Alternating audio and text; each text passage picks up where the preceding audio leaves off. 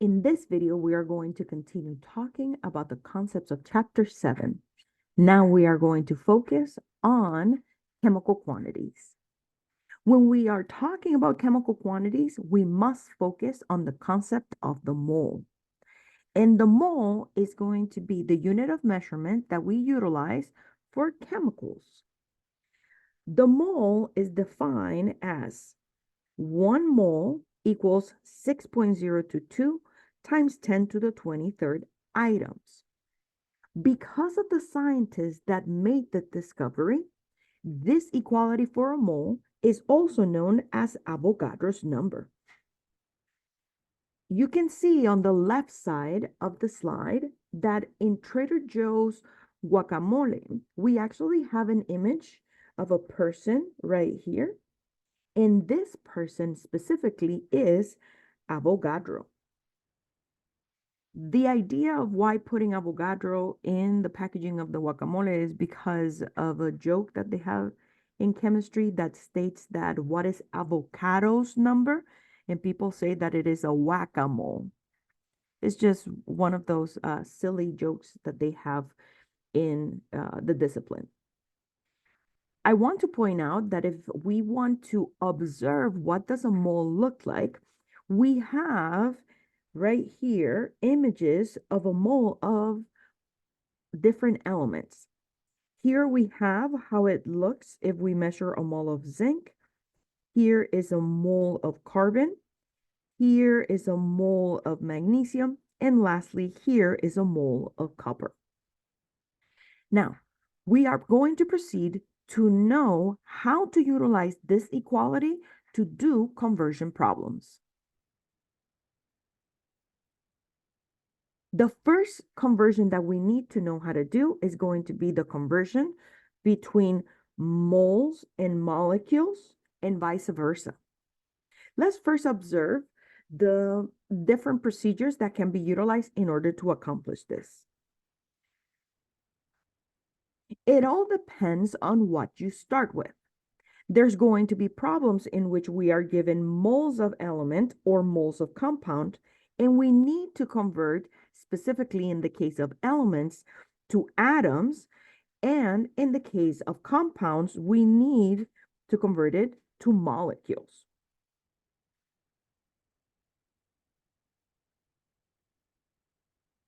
Regardless of the problem that we're trying to do, understand that Avogadro's number is going to be our conversion factor. The mathematical operations that need to be performed in order to do this conversion goes as follows. Let's say that you are given moles of an element and you have been asked how to change into atoms of that element, or for that case, ions. What we need to do is that we're going to utilize our Avogadro's number. And specifically, if you're given moles, you're going to be multiplying the given moles by the value 6.022 times 10 to the 23rd. And the unit for those items are going to be atoms. In the case that we are given atoms of an element and we need to find out moles of an element, understand that we need to divide by Avogadro's number. If, on the other hand, you have been given moles of compound and you need to convert to molecules, understand that the operation that we just expressed for the element conversion, for the moles of element conversion into atoms is going to be very similar to what we do for moles of compound to molecules. What we do is that if we're given moles of compound and we are going to convert into molecules, we're going to multiply the moles given by Avogadro's number. And if we're given molecules and we need to convert it to moles of compound, we are going to divide by Avogadro's number. Let's do some examples in order for us to explore this concept and also to practice.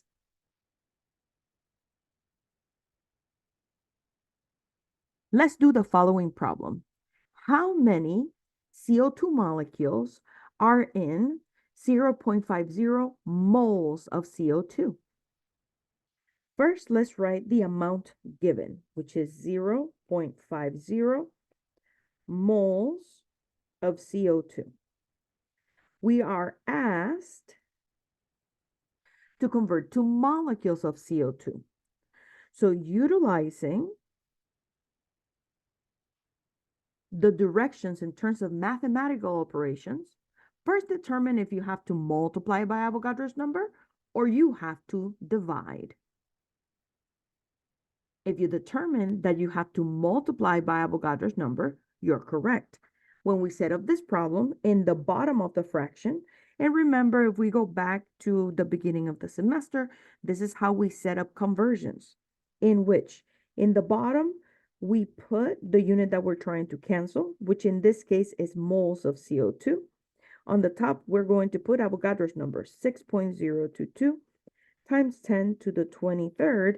And my items in this case is going to be molecules of CO2. So when I plug this into my calculator, I'm going to do 0.5 times 6.022 times 10 to the power 23. And my calculator display tells me that the value is 3.011 times 10 to the 23rd. But we need to only express our answer with two significant figures because this has two sig figs. So when we do that, the final answer here is 3.0 times 10 to the 23rd molecules of CO2. The units of moles cancel with each other.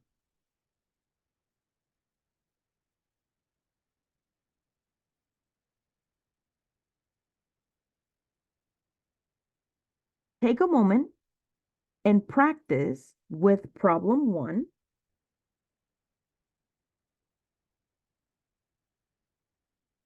From the examples that we see on the slides.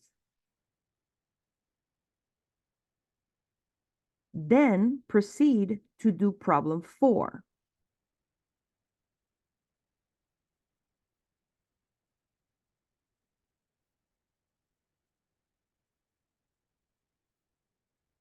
Let's continue talking about chemical quantities. The next concept that we are going to explore is going to be molar mass and calculations. We already established that 1 mole of atoms of an element is going to equal Avogadro's number for those atoms in that element. So this is what we just practiced in the previous problems. 1 mole equals 6.02 or 6.022 times 10 to the 23rd items of that element. Moles is also a quantity that is related to the grams of a particular atom in the periodic table. So taking that into consideration, it is important to note that when it comes to these concepts, the molar mass for compounds or elements needs to be taken into consideration. The molar mass for any element or compound is going to relate the grams of an element or compound to the mole of that element or compound. As you can observe here, we have different beakers containing 1 mole of the different elements or compounds. And we can see as the number of atoms increase, we can observe that then the quantities in each of these beakers is going to increase. In order for us to practice how to calculate molar mass, let's actually go over as a practice problem C in order for us to explore how to do this calculation. As you can see in 7.92, it says calculate the molar mass for each of the following. And we're going to do the calculation for molar mass for AlOH in parentheses 3, which is aluminum hydroxide, which, as you can see, that is a compound that is used to relieve heartburn and upset stomach. So when we look at the chemical formula of aluminum hydroxide,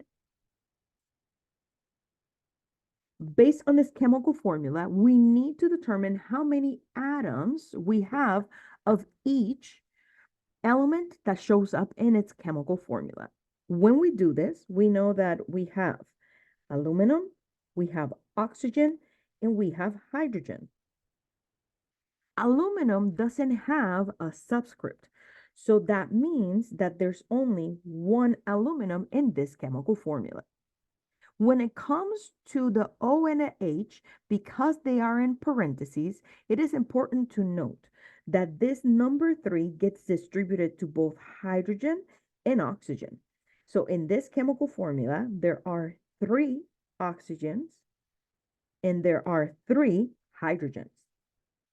Taking that into consideration, the next thing that we're going to do is write the molar mass, which I'm just going to round to 2 decimal places for each of the elements that are here. So when it comes to aluminum, its molar mass is 26.98. And this value I actually obtained from the atomic mass in the periodic table, which is the value that is under the symbol for the element. When it comes to oxygen, the molar mass of oxygen is 16.00, and the one for hydrogen is 1.01. Next, I'm going to multiply these values by the digits that represent the number of atoms that we have of the element in this chemical formula. So taking this into consideration, for aluminum, I'm going to move the 26.98. For oxygen, I'm going to do 16.00 times 3, which is going to be 48.00. And for hydrogen, I'm going to do 1.01 times 3, which states that this is 3.03. And that is the amount of grams per mole that hydrogen is contributing. And we can see that is the unit for each one of the elements. Then, now that I found out these values, all I have to do is to add them. When I add them, I do 26.98 plus 48.00 plus 3.03. I find that the molar mass for aluminum hydroxide is 78.01 grams. Now, take a moment and determine the molar mass for calcium phosphate, which is problem D in the slide.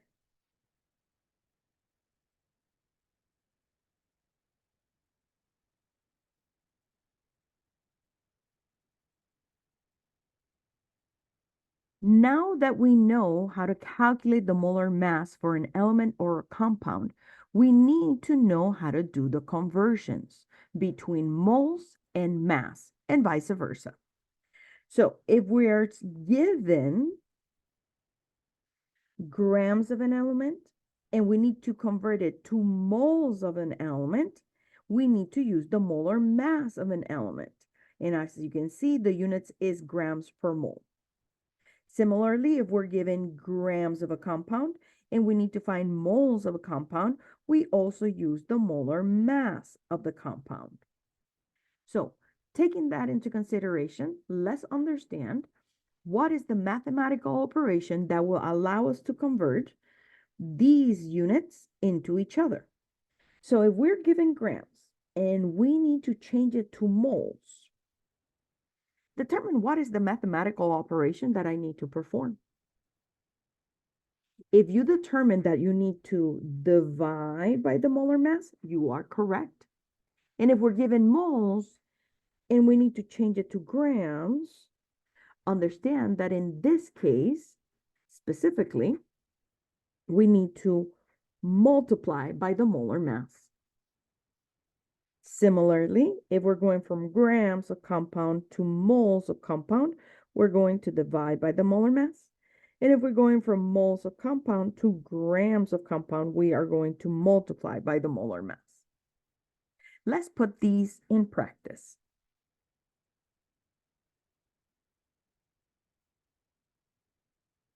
I'm going to do an example for each of these. I'm going to do specifically problem A in both 7.22a and 7.26a. In problem 7.22a, I'm given moles. And on letter A, I'm given 5.12 moles of aluminum. And I need to find grams of aluminum in that sample. Because I'm given moles and I need to find grams, I'm going to specifically multiply by the molar mass. And this is how I set it up. I say in 1 mole of aluminum, I have specifically 26.98 grams of aluminum. In terms of units, the moles of aluminum are going to cancel. And I'm going to take specifically 26.98 times 5.12. In my result, I'm going to round to 3 significant figures because that is the number of sig figs in the measurement given. So I'm going to write the rounded number, which is 138 grams of aluminum. Practice by doing letter B. Let's now proceed to look at problem 7.26. In 7.26, what we have is specifically given grams, how do we find the number of moles? And I'm going to do again letter A. In letter A, it states that I have 85.2 grams of nickel. And when it comes to this, since I'm trying to change to moles, I'm going to divide by the molar mass. So I go to my periodic table and I find out that the mass of nickel is 58.69 grams. And that is grams of nickel in 1 mole of nickel. So in order to accomplish this conversion, I'm going to divide by the molar mass. And overall, what I see is that if I take 85.2 and I divide it by 58.69, I get a value of 1.45, and there's other digits. Now, I need to round this number into 3 significant figures simply because the number given has 3 sig figs. So my final answer here is going to be 1.45 moles of nickel.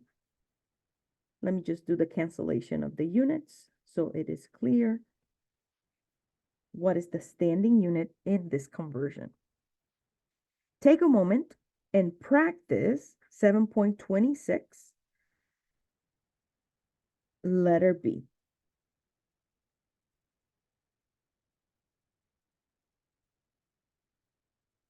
Make sure that you also complete in this page 7.22 C through E and 7.26 C through E.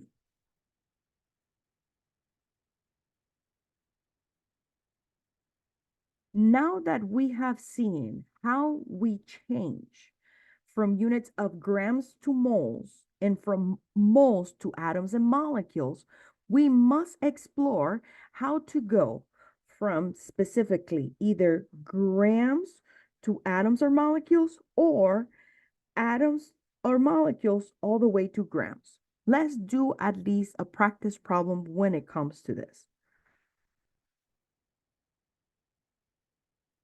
I'm going to do specifically problem 1 for you guys and make sure that you practice with the other problems that we have on the slide. Problem 1 states, how many oxygen molecules are in 3.36 grams of molecular oxygen? Let's establish that if we're talking about molecular oxygen, this is specifically implying that I'm looking at O2. Because remember that oxygen is a diatomic molecule, and that's going to be true for any diatomic molecule. So let me write down the number given. 3.36 grams. If I look at the flow chart that I have here in the corner, which is going to allow me to convert from grams to moles, from moles to atoms, since I'm giving grams, we need to convert first to moles. So if I trace what's going to be my work, I start at grams because that's what's given. And then in order to convert to moles, I need to divide by the molar mass. Because the problem is requiring to find molecules, then I need to multiply by Avogadro's number to then land in the desired unit. So here we have two conversion factors, one right here, and then the second one right here.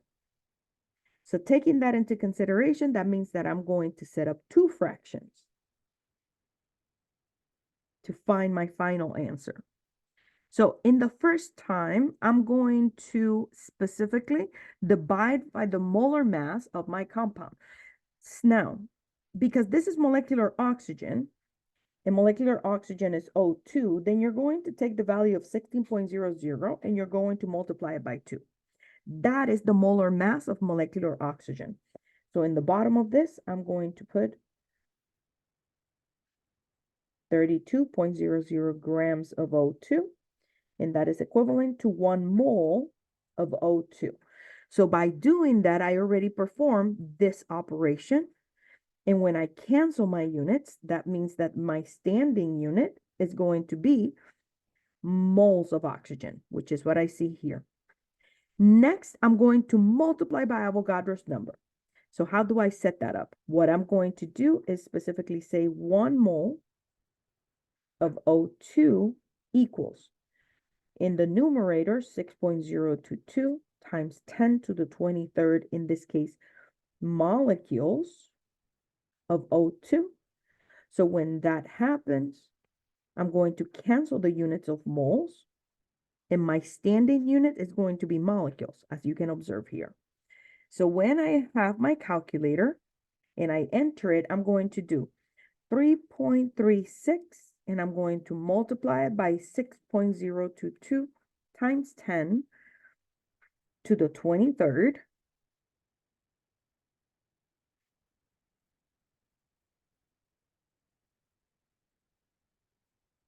And I get that value. And then I'm going to specifically divide it by 32.00. And I observe that the number of molecules of oxygen that I obtain is going to be specifically 6.32 times 10 to the 22nd molecules of O2. Let me just repeat the operation in my calculator to make sure that I put in the correct value. 3.36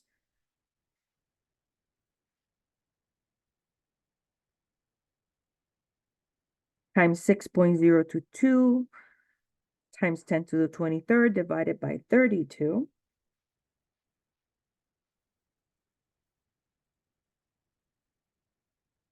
And I verified that that answer is correct. Now, please proceed to do specifically problem 3 in the slide.